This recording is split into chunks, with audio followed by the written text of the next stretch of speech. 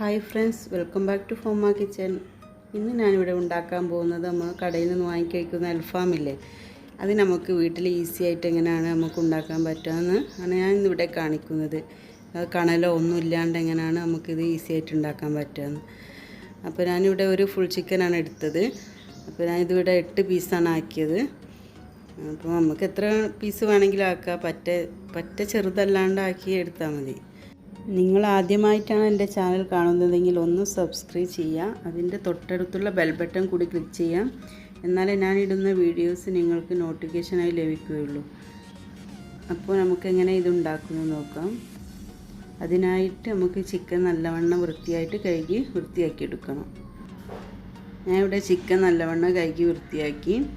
എന്നിട്ട് നമുക്ക് ചിക്കൻ നമ്മൾ ഉള്ളിയൊക്കെ ഇഞ്ചിയൊക്കെ കുത്തുന്ന കല്ലില്ലേ, അതിൻ്റെ കുത്തുന്ന സാധനമില്ലേ, അതുകൊണ്ട് കോഴിൻ്റെ മുകളിലിങ്ങനെ ഒന്ന് മേടിക്കൊടുക്കുക. ഇറച്ചി അങ്ങോട്ടും ഇങ്ങോട്ടും തള്ളിപ്പോയരുത്, അമ്മാതിരി മാട്ടൊന്നും മേടരുത്. അത്യാവശ്യം കോഴിക്കൊന്ന് പദം വരാൻ വേണ്ടിയിട്ടാണ്. അങ്ങനെ എല്ലാ പീസും ഒന്ന് ഇടണം, ഇതാക്കി കൊടുക്കുക.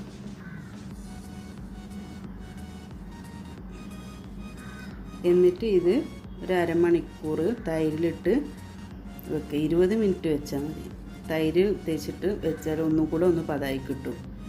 നല്ലവണ്ണം കഴുകിയതിന് ശേഷമായിട്ട് തൈരിട്ട് വെക്കേണ്ടത്. എല്ലാ പീസും ഇതും വേണം കുത്തിയെടുക്കുക. എന്നിട്ട് നല്ലവണ്ണം കഴുകിയിട്ട് ഇങ്ങനെ വെള്ളം വാരാനായിട്ട് ഒരു പാത്രത്തിൻ്റെ മുകളിൽ ഇങ്ങനെ അരിപ്പയിലാക്കിയിട്ട് വെക്കുക. ഒട്ടും വെള്ളം കാണരുത്. ഇനി നമുക്ക് ഇതിൻ്റെ മസാല കൂട്ട് റെഡിയാക്കി എടുക്കാം. ഞാനിവിടെ 10-12 പച്ചമുളക് എടുത്തിട്ടുണ്ട്. അത്ര ലേശം എരിവുണ്ടായിരുന്നു, അതിനത്ര എരിവില്ല. പക്ഷേ എരിവ് വേണ്ടാത്തവർക്ക് അതിനനുസരിച്ച് പച്ചമുളകിൻ്റെ അളവ് കുറക്കാം. ഒരു 5-6 എരിവ് പറ്റ വേണ്ടാത്തവർക്ക് ഒരു 5-6 മുളകുണ്ടെങ്കിലൊക്കെ അത്യാവശ്യം ഒരു എരിവുണ്ടാവും. പിന്നെ ഒരു കൈയിൻ്റെ പിടിയിൽ കറിവേപ്പിൻ്റെ ഇല എടുത്ത്, അത്യാവശ്യം മല്ലിച്ചപ്പ് ഒരു കൈയിൻ്റെ പിടിയിൽ. എന്നിട്ട് ഇതിൽ ലേശം സുറുക്ക എസൻസ് എന്തെങ്കിലും ഒന്ന് ഒഴിച്ചു കൊടുക്കണം. എന്നിട്ട് ഇത് നല്ലവണ്ണം അരച്ചെടുക്കുക, ഫൈനായിട്ട് അരക്കണം. എന്നിട്ട് നമുക്ക് ഈ കോഴി കുഴക്കാനുള്ള പാത്രത്തിലേക്ക്, മാവ് പരട്ടാനുള്ള പാത്രത്തിലേക്ക് ഇതിട്ട് കൊടുക്കുക. പിന്നെ ഇഞ്ചി വെളുത്തുള്ളി പേസ്റ്റ് അധികം ആവാൻ പാടില്ല. അധികമായാൽ ഇങ്ങനെ കരിഞ്ഞു പോകാൻ സാധ്യതയുണ്ട്. അതുകൊണ്ട് ആവശ്യത്തിന് ഉപ്പിട്ട് കൊടുക്കുക.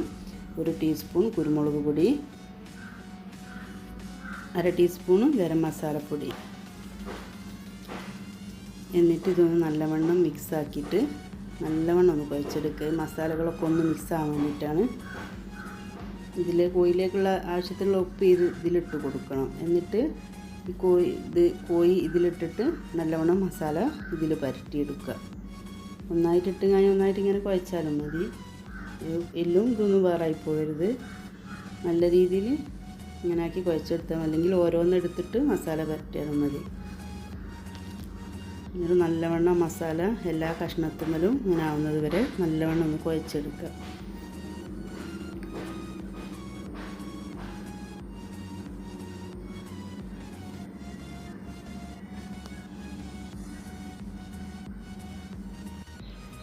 അങ്ങനെ നമ്മുടെ കോഴിയൊക്കെ മസാല പുരട്ടി. ഇനി നമുക്കിത് ഫ്രിഡ്ജിൽ വെക്കാൻ പറ്റിയ ഒരു പാത്രത്തിൽ, കോഴി ഫുള്ള് കൊള്ളുന്ന പാത്രമായിരിക്കണം, അല്ലെ 2 പാത്രത്തിലാക്കി വെച്ചാലും മതി. ഇങ്ങനെ ആക്കിയിട്ട് നമുക്കിത് ഫ്രിഡ്ജിൽ സൂക്ഷിക്കണം. ഫ്രീസറിലല്ല, താഴെ വെച്ചാൽ മതി. ഇതൊരു 8 മണിക്കൂറെങ്കിലും വെക്കണം എന്നാണ്. അപ്പോൾ ഒരു മിനിമം 4-5 മണിക്കൂർ വെച്ചാൽ മതി. അല്ല 8 മണിക്കൂർ സമയമുള്ളവർക്ക് 8 മണിക്കൂർ വെക്കാം. അങ്ങനെ ചെയ്താൽ മതി. എന്നാൽ ഒന്നുകൂടി ഒന്ന് നല്ലവണ്ണം മസാല ഒക്കെ ഒന്ന് പിടിച്ച് നല്ല ഇതായി കിട്ടും. ഞാനിവിടെ 8 മണിക്കൂർ വെച്ചതാണിത്. ഫ്രിഡ്ജിൽ നിന്നൊക്കെ എടുത്ത് പുറത്ത് വെച്ച്. അപ്പോൾ ഫ്രിഡ്ജിൽ നിന്ന് എടുത്താൽ ഒന്നും കൂടെ മസാല നല്ലവണ്ണം അങ്ങോട്ടും ഇങ്ങോട്ടും ഒന്ന് ആക്കി കൊടുക്കുക. അടിയിലായി നിൽക്കും കുറച്ച് മസാല. അപ്പോൾ അതൊന്ന് നല്ലവണ്ണം ഒന്ന് കുഴച്ചിട്ട് റെഡിയാക്കി എടുക്കുക. എന്നിട്ട് ഇത് ഇതുപോലത്തെ ഒരു നോൺ സ്റ്റിക്കിൻ്റെ പാത്രം എടുത്ത് അടുപ്പത്ത് വെക്കുക. നോൺ സ്റ്റിക്കാണ് നല്ലത്. മറ്റേതാകുമ്പോൾ അടി പിടിച്ച് അതിൻ്റെ മസാല ഒക്കെ പോകാൻ സാധ്യതയുണ്ട്. അത്യാവശ്യം ലേശം ഓയിൽ, 2 ടീസ്പൂൺ ഓയിൽ ഒഴിച്ച് കൊടുത്താൽ മതി. ബാക്കി പിന്നെ കോഴിൻ്റെ നെയ്യൊക്കെ ഉണ്ടാവുമല്ലോ, അതൊക്കെ തന്നെ വന്നോളൂ. അങ്ങനെ കഷ്ണങ്ങൾ പാത്രത്തിൽ എത്ര കഷ്ണം കൊള്ളിച്ചാൽ അതിനനുസരിച്ച് ഇട്ടാൽ മതി. ഒന്ന് മറിച്ചിടാനുള്ള ഗ്യാപ്പ് ഇട്ടിട്ട് എന്നിട്ട് ഇതൊന്ന് നല്ലോണം മൂടി വെക്കുക. ഒരു 2 മിനിറ്റ് കഴിഞ്ഞിട്ട് ഇതൊന്ന് അങ്ങോട്ടും ഇങ്ങോട്ടും ഒന്ന് ഇളക്കി കൊടുക്കുക. ഒന്ന് ഇളക്കി കൊടുത്തിട്ട് ഒന്ന് ജസ്റ്റ് ഒരു 2 മിനിറ്റ് കൂടി കഴിഞ്ഞിട്ട് ഒന്ന് മറിച്ചിട്ട് കൊടുക്കുക.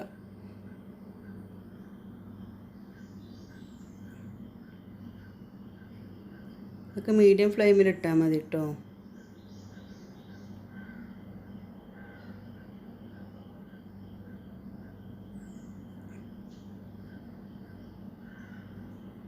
എന്നിട്ട് പിന്നെ ഒന്നുകൂടി മൂടി വെച്ചിട്ട് ഒന്ന് അടി പുറമൊന്ന് വേകുന്ന വരെ രണ്ട് സൈഡും വേകുന്ന വരെ ഒന്ന് വേവിച്ചെടുക്കുക. ഒന്നിപ്പോൾ അധികം വേവണ്ട, നമുക്ക് ഗ്രില്ല് ചെയ്തെടുക്കാനുള്ളതാണ്. അപ്പോൾ അത്യാവശ്യം ഇതുപോലെ ചുവപ്പ് കളറ് വെന്തെടുത്ത് ഇങ്ങനെ ചുവപ്പ് കളറായിട്ട് വരും. അതുപോലെ 2 സൈഡിലും ആയാൽ നമുക്കിത് അടുപ്പത്തുനിന്ന് മാറ്റാം. ചിക്കനൊക്കെ അത്യാവശ്യം വെന്തിട്ടുണ്ട്. ഇനി ഇത് നമുക്ക് ഒരു പാത്രത്തിൽ ഇതുപോലത്തെ ഇതുകൊണ്ട് ഇറക്കിക്കൊണ്ട് പിടിക്കുന്ന കേട്ടോ ഏറ്റവും നല്ലത്. നമുക്ക് പ്ലേറ്റിലേക്ക് എടുത്ത് വെക്കാം. 2 പീസ് കൂടെ ഉണ്ട്, അതുകൂടി പൊരിച്ചിട്ട് നമുക്ക് ഗ്രില്ല് ചെയ്തെടുക്കണം. ഇതുപോലത്തെ ഒരു ഗ്രില്ലിൻ്റെ ഇതെടുത്തിട്ട് ഇതിലേക്ക് ഇങ്ങനെ ഓരോ പീസും എടുത്ത് ഇതുപോലെ വെക്കുക. ഇതിന് 8 പീസും കറക്റ്റാണ്. ഇത് പീടികകളിലൊക്കെ വാങ്ങാൻ കിട്ടും, 350 ഉറുപ്പ്യയുള്ളൂ ഇതിന്. എന്നിട്ട് നമ്മൾ ഗ്യാസ് കത്തിച്ചിട്ട് അതിലേക്ക് ഇതുപോലെ തീയിലേക്ക് ഇതുപോലെ ഇങ്ങനെ വെച്ച് കൊടുക്കുക. 2 ഭാഗം വേവണം, പക്ഷേ കരിഞ്ഞു പോരുത് കേട്ടോ, അത് ശ്രദ്ധിക്കുക. 2 ഭാഗം ഇതുപോലെ കത്തിച്ചിട്ട് വേവിച്ചെടുക്കുക. ഗ്യാസുമ്മേൽ ഒലിക്കൊന്നുമില്ല. നമ്മൾ അതിനെ ആദ്യം നോൺ സ്റ്റിക്കിൻ്റെ പാത്രത്തിൽ നമ്മളിതൊന്ന് വേവിച്ചെടുത്ത് അതിൻ്റെ നെയ്യൊക്കെ അതിൽ പോയി. ഇതിൽ മസാലയൊക്കെ പിടിച്ച് റെഡി ആയതാണ്. അതിനെക്കൊണ്ട് ഗ്യാസുമ്മേൽ ഉറ്റുന്നുള്ള പേടിയൊന്നും വേണ്ട, ഒന്നും ആവില്ല ഗ്യാസ്. ഇതുപോലെ 2 ഭാഗം ഒന്ന് വേവിച്ചെടുക്കുക. നല്ല ഈസിയാണ് ചെയ്യാനായിട്ട്, ഒരു പണിയില്ല. മറ്റേത് നമ്മൾ കണയിൽ വെക്കണം, എത്ര പണിയെടുക്കണം നമ്മൾ. ഇതിൻ്റെ ഒന്നും പണിയില്ല. നമുക്കിത് അടുക്കളയിൽ നിന്ന് തന്നെ ഇതുപോലെ ചെയ്യാം. വളരെ പെട്ടെന്ന് ചെയ്യുകയും ചെയ്യാം, കൂടുതൽ സമയമൊന്നും വേണ്ട. നമ്മൾ കോഴി രാവിലെ മസാല തേച്ച് വെക്കണ വൈകുന്നേരം നമുക്ക് പെട്ടെന്ന് ഇത് റെഡിയാക്കി എടുക്കാം. അപ്പം നമ്മുടെ ചിക്കനൊക്കെ ഇവിടെ അൽഫാം ഇവിടെ റെഡി ആയിട്ടുണ്ട്.